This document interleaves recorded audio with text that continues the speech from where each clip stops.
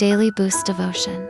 So the message for today in our title is a new transformation, a new transformation or a holy resolution in this 2026. So since we are a new year and most of the people right now is having a new resolution, a resolution for a change, resolution for a better life, but here is the title of our message is a new transformation, a holy resolution. So our key verse is found in Romans 12:2. It says, "Do not be conformed to this world, but be transformed by the renew of your mind." So thank you for the verse. So it says here that God is a God of new beginnings. So it's of us, especially we are now in 2026. So most of the people willing for a change, waiting for a change, longing for a change,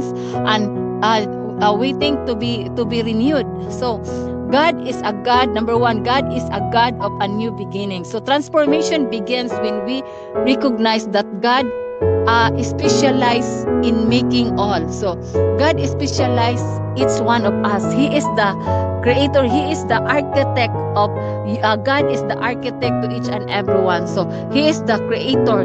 God is a creator of your lives. He knows and He knows how to transform us. So a supernatural transformation. So in 2 Corinthians 5:17 it says here, if anyone is in Christ, he is a new creation. So only in Him, only in the Lord, that we have a new creation. So because if we are not in the Lord, if we are not in Christ, your life will always the same. But if we are in the Lord, everything in us, even our old self, we are no longer live in ourselves, but Christ live in us. So God is working in our lives. So in Lamentations 3:22 it says here, His mercies are new every morning. So I tell you, God's mercy is always new in each one of us. So yung mga taong na gusto ng bagong buhay o gustong transformation, only God can give us a new every morning. So we find out, kindly read in Isaiah 43:18-19, forget the former things.